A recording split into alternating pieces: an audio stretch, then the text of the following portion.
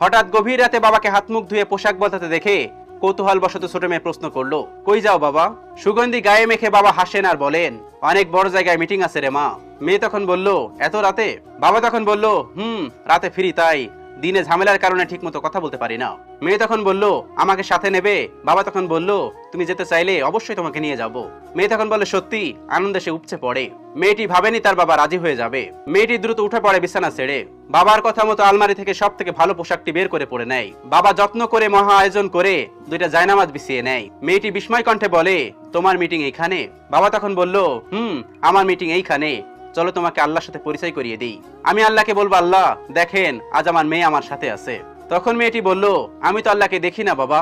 বাবা তখন বলল, একদিন দেখবে, যদি এখন থেকে যোগাযোগ রাখো তাহলে, না হলে কোনোদিনও দেখতে পাবা না। উনি হলেন সবচেয়ে বড়, সবচেয়ে মহান। এই যে আমাদের যা কিছু দেখছো সবকিছুই উনি দিয়েছেন। আমাকে তোমার মতো